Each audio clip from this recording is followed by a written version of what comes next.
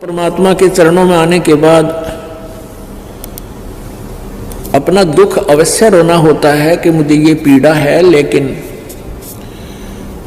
अन्य डिमांड नहीं करनी चाहिए। जैसे डॉक्टर के पास हम जाते हैं, उसके पास अंडर ट्रीटमेंट होते हैं, तो डॉक्टर को हम अपना दुख तो हम बता सकते हैं कि जी यहाँ पीड़ा है, ऐसा दर्द है, ये तकलीफ है। फिर वो उसको कैसे सेट करता है, कैसे हमें स्वस्थ करता है, ये वो काम डॉक्टर का है। फिर डॉक्टर के ट्रीटमेंट में बाधक नहीं बने, उसके द्वारा बताए गए परहेज को शुरुआत नहीं करे, तोड़े नहीं, तो फिर वो स्वस्थ हो जाता है। इसी प्रकार ये परमात्मा परमेश्वर कबीर जी का एक हॉस्पिटल है, ये दास उसका नौकर है। इस जन्म मरण के रोग को काटने वाला एक डॉक्टर है। दवाई परमात्मा ने बता रखी है, औषधि मेरे को दे रखी है, ट्रीटमेंट विधि बता रखी है। तो यहाँ जो भी आपके साथ हो रहा है, घर पे या यहाँ पर,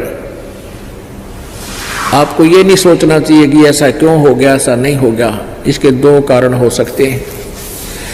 यदि आपको कष्ट रहा है तो गॉड गिवन है, इतना कष्ट चाहिए हमारे को ताकि भगवान की भूल ना पड़े।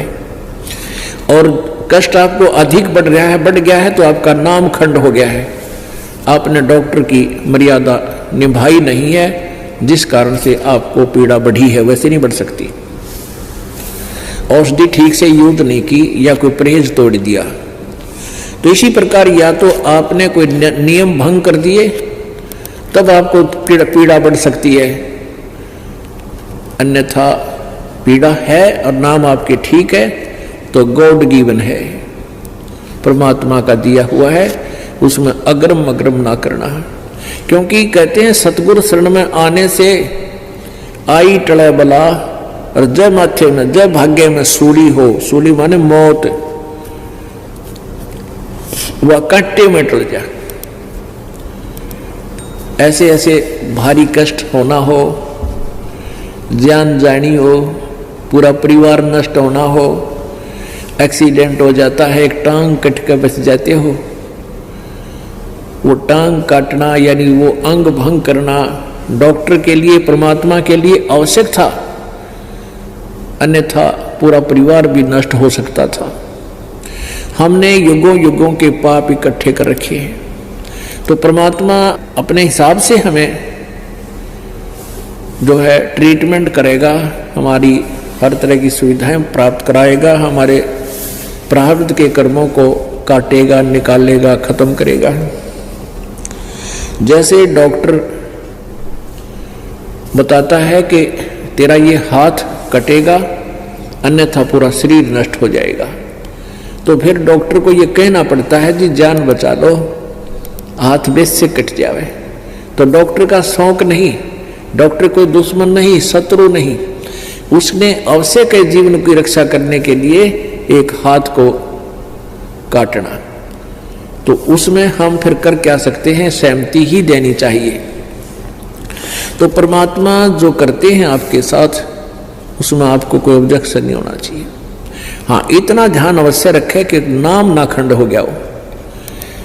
नाम खंड होने से क्या होता है कि जैसे पहले तो जैसे जिसने बिजली का कनेक्शन ना ले रखा, तो वो क्या करता है, आटा भी हाथ से पीसे, पशुओं के लिए चारा भी हाथ से काटते थे, ऐसे मशीन व गोल गोल चक्कर की, और जल भी हाथ से निकालते थे, दूध भी हाथ से बिलोते थे, रड़कते थे।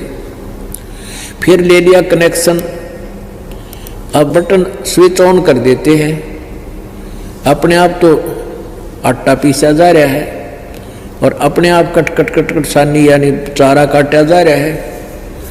बटन दाब दिया, अपने आप मोटर सुर सुर करके नल का पानी का जो है ना बाल्टी भर देती है।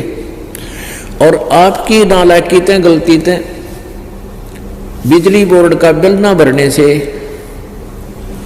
आपका कनेक्शन कट जाएगा, या किसी अन्य कारण से आपका कनेक्शन कट गया, तो फिर आपको पावर नहीं आएगी पहले जो पावर से काम हो रहा था वो बंद हो गया, फिर आप हाथ से कितना कर सकते हो ये अंडरस्टूड है।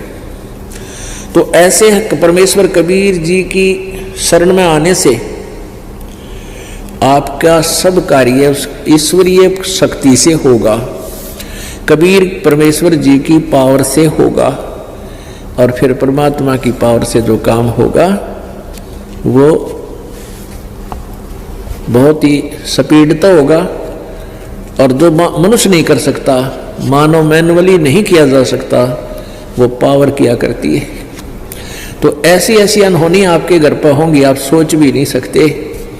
ऐसा सुख मालिक आपको देगा, सोचते रह जाओगे, हे भगवान मेरी तो जान जानी थी, और दवाई खा के छक लिया, कोई गोली काम नहीं कर रही थी, कोई किसी प्रकार की, और फिर एकदम वैसे ही आपको ठीक कर देता परमात्मा। तो पुण्यात्मा कहते हैं ना जाने के उस सतगुरु के शरण में आने से अगर फिर भी कोई आपत्ति आती है तो ना जाने के बला टाली है भगवान ने। एक तो ये है, और दूसरा ये है कि आपने या कोई मर्यादा भंग करती है, इन दोनों में से एक ही होगा। तो इसलिए कोशिश रखें कि नाम भंग ना हो।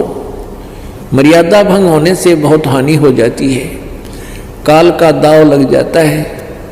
परमात्मा कहते हैं जब लग हंसा हमरी आना, और काल लगे नी तेरा बाणा। आय हाय, कितनी प्यारी बात कही है। कबीर परमेश्वर कहते हैं उस काल को कहा था जो यहाँ का मालिक है, ब्रह्म है, जो हमें यहाँ दुखी कर रहा है, पीड़ रहा है, गुमराह करके फंसा रखा है,